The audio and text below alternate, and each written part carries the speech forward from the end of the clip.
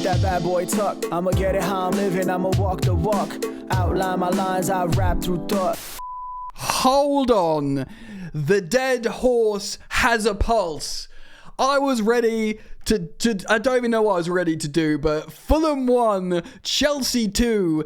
I was certain, my phone's blowing up. I was certain we were going to give Fulham their first ever double over Chelsea in the Premier League era. But they showed some balls. These young children. Is Tyreek George, the teenage winger, our best centre forward? What's going on with Cole Palmer? What the ruddy heck's going on with Chelsea? I feel like there's nothing better than a stoppage time winner. Is there? It's lovely stuff. Against Fulham, who, by the way, last home game beat Liverpool. I was not going to say that if we lost, because that just sounds like the biggest injection of copium you would ever imagine. But now that we've won, and we've shown some nads, and we've come back away from home, yeah, it was a lot of bad. We're gonna get into it, but Chelsea won. They came back, a late comeback to win. Inject it into my fragile, withering veins, because the malnourishment, the footballing malnourishment has been potent, guys. But we might be back. I mean, we hadn't won an away game in 4.5 months.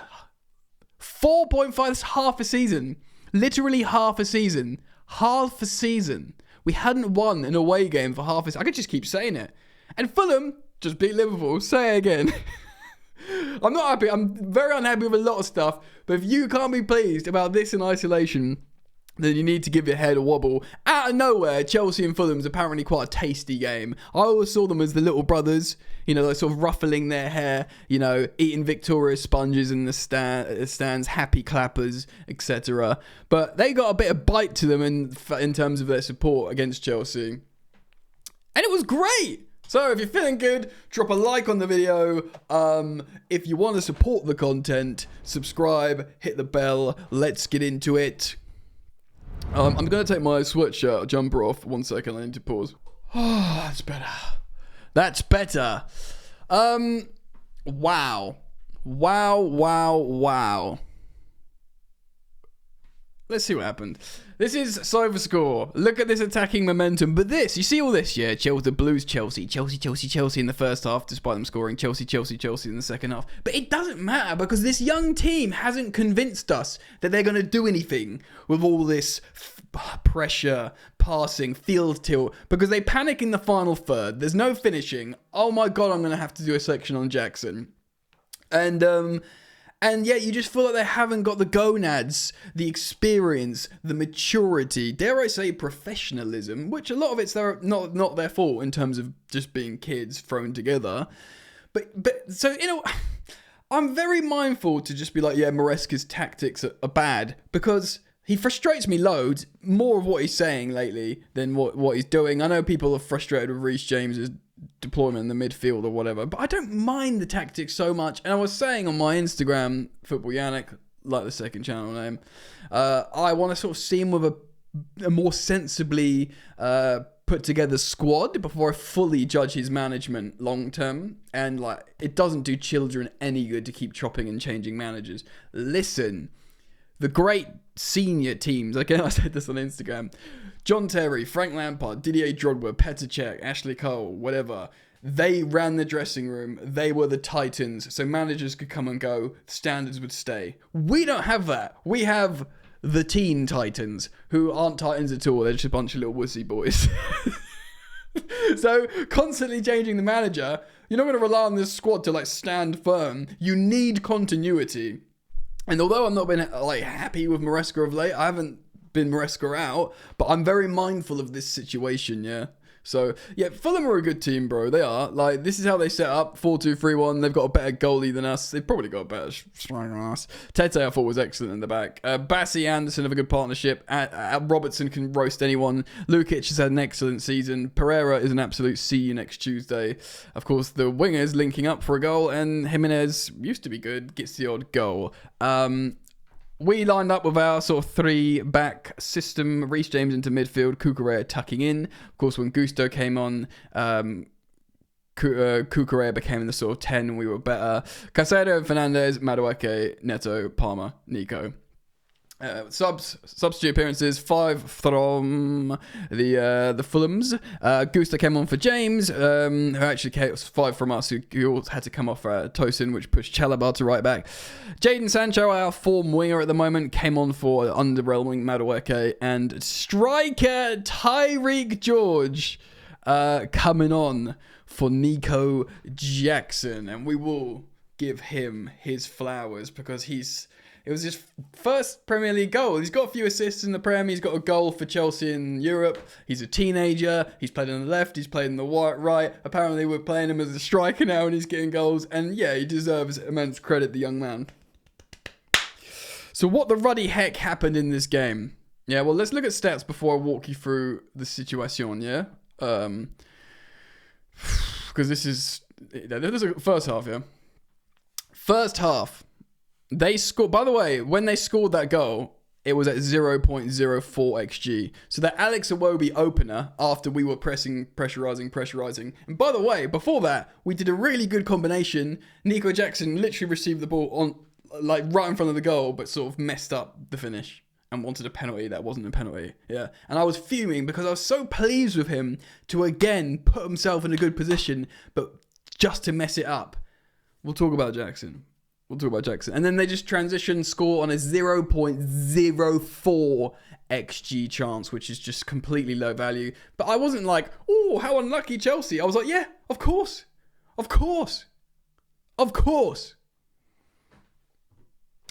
Yeah, we had 60% of the ball basically. Yada yada yada. They had 2 saves. We had 4 shots to their 2. We had 1 big chance to their 0. Chelsea were better in the first half.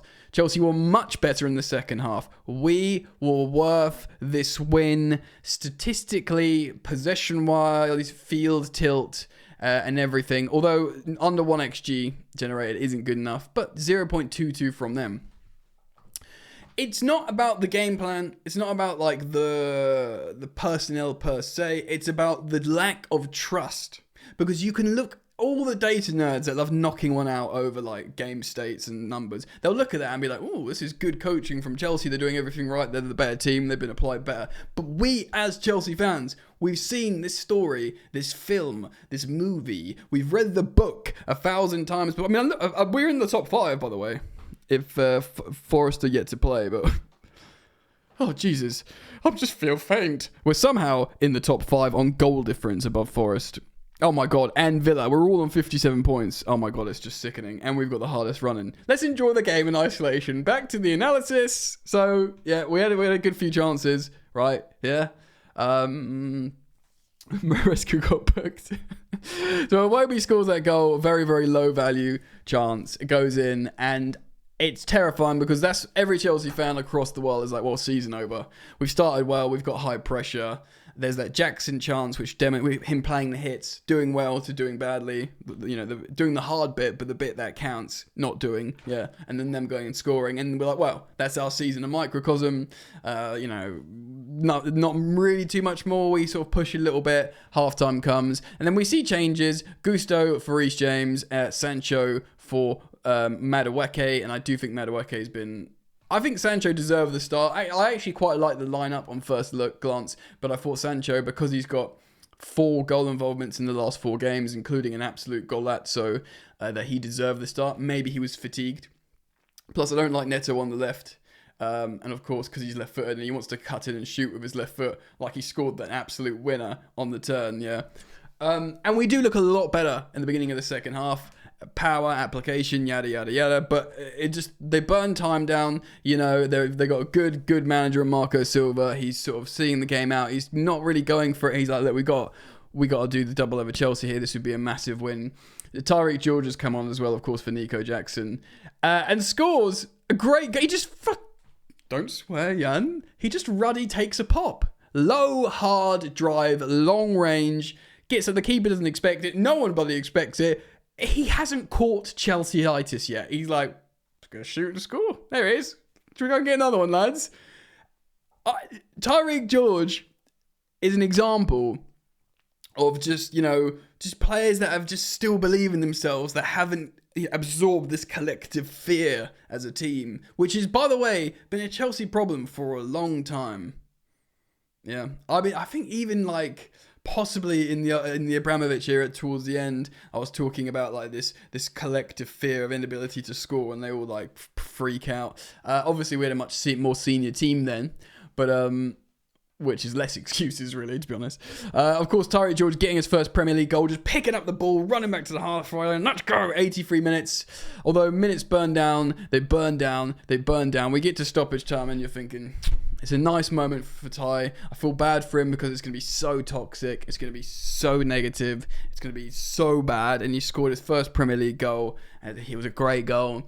And understandably, the mood of Chelsea is going to be turgid. We're getting to stoppage time, and on the 93rd minute, and I was even thinking, like, genuinely, because I watched the end of the game here in my office. I usually watch it in my living room. I watched the end of and I was watching just the turnout, and I was having this existential crisis, and I was thinking, how have we got here? And I was thinking of the signings we made, and I on God, on Easter Sunday, I was thinking this just before he scored. I thought, I was so excited when we signed Pedro Neto for £50 million, yeah. It's a big fee, but I was like, yeah, defo worth it. He's a superstar. He starts for Portugal over the likes of Joao Felix and some other Portuguese superstar wingers as well, yeah. He can play on both sides. He can play false nine. He can be a menace. He can tear apart the best teams, and he can get better because he's young.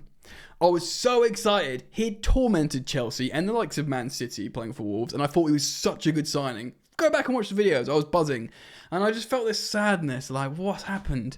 We've Manchester United this guy, which is a massively, all the other players like, Noni and Jackson and Palmer, they performed well at Chelsea. This was their, like, they got good at Chelsea, good, whoever. But Neto was good before. So we couldn't Manchester United the other guys when they dipped. But Neto, I was like, what's happened? And then he scores in the 93rd minute. I don't know why I'm pointing like you're going to see. You would see. Up there.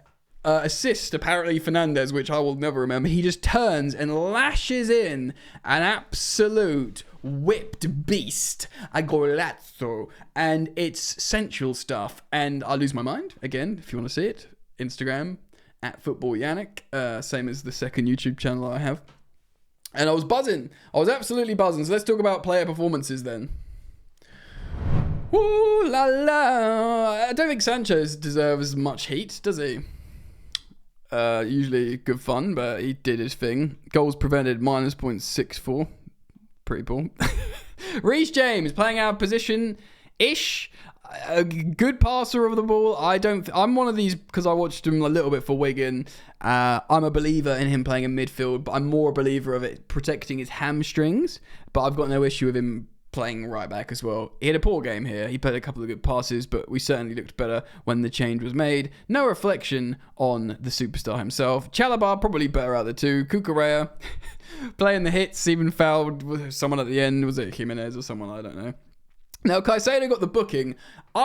Comment down below, because I was under the impression that he's free. He's got a free run to the end of the season now. But the commentary on the game I was watching said he's going to be banned for 2 games now, which I thought wasn't the case. I thought he's like refreshed, and that's why he's tackling more tenaciously. I think Fernandez was good. He had a good season. Another assist. We're going to have to talk about, by the end of the season, we're just going to have to talk about Fernandez's numbers. Just quietly getting loads of assists. Okay. Neto, really good in the end because he scored an absolute worldie, and his name's up in lights. He made 2 key passes, strong, crosses poor, but there's no one to meet them. Ground duels 4 out of 4, dribble 1 out of 1, bang. Man of the match, Pedro Neto. You can have it, mate. You can have it. Noni, disappointing, frustrating. I do think the ceiling for Noni is very high. We're yet to see it. He's got this guy. I saw Lawrence Allcott talk about it. He thinks he's a bit like Ronaldo in terms of direct, big, strong self-belief. He's not saying he's as good as Ronaldo, but we don't know what Noni's ceiling is yet. I don't want to be like carrying this guy's maybe ceiling for a while when we need performers. I won't be unhappy if we sell him for a large amount of money, but I'll be totally okay to keep him. But he needs to earn that spot. He's not convinced me at all. We'll end on Jackson. Quick word on Palmer. Yeah, I was so frustrated watching Palmer because I do feel bad for him, but let's look at his freaking heat map. People talk about, look at his freaking touch map. He's not being hamstrung. He's not being locked down. He's not being shackled anywhere. That, my friends, is the freest number 10 free roll. And you know what? Slightly more to the right, for those of you who want him to the right. It's not of how Maresca is deploying him. He's in a rut. He's in a bad rut. And look, he deserved it. He's earned the right to have that because he needs other players around him. Neto, Noni, dare I say Jackson, playing well. I can't be Cole Palmer FC. But he's in a rut of confidence. He does a lot of stuff wrong. He lashes wild shots. He never used to do this. Will he get to that first season form again? I don't know. But what is for sure, he can be better and he can be a really important starting level player for us. Chelsea need to collectively raise the ceiling and get a lot better. Nico Jackson. Ugh. I'll die on the hill of I like Nico Jackson as a striker. If we sell him, I'll be sad, but it means we get a lot of money for him because I know for a fact Chelsea really like him. So that's fine. Yeah. Sorry, I'm just sorting some stuff out in the background. He's the most frustrating player because I'll say you could be like, he's S-word. He's really bad, yeah. Not even he's really bad. He's really bad for us. Like Nkunku. Because Nkunku's clearly a very good footballer and attacker. But for us, he's been awful. Yeah. So it's not even saying he's awful. It's not even saying he's been awful for us because Jackson hasn't been awful for us. We've seen what it's like with him in the team and Nkunku in the team. But the finishing is such a huge problem to the point where teenage winger, auxiliary winger that plays on both sides, Ty George, because he just does whatever the gaffer says, just scores. Just scores. Do you know what I mean? And Jackson, I not everyone can see it, and that's not a criticism, but he does so much right. He does so much good stuff. The runs, the movement, the occupation of the opposition defenders, going into pockets, always pressing, and he's always there. His finishing is just dog doo-doo. It really is. Finishing could get better. So if you do all the other hard work and you just get better and then you could go on a hot streak, he's never going to be a consistent high scorer. He's not got it in him. He's never going to be that. But if he can just be like a really reliable, forward who's going to do the game plan, then he's going to be such a valuable squad member. But he's not a starting striker for me, and that's not breaking news for anyone. Right, I'm feeling good. For once in my ruddy life, let me know what you're thinking. Thank you for liking and subscribing. Remember, I'm on the Charles app, TikTok. Not dancing, just clips from this channel. I think it's Football Therapy Yan or Yannick on TikTok. Check it out. Thanks, guys. Peace.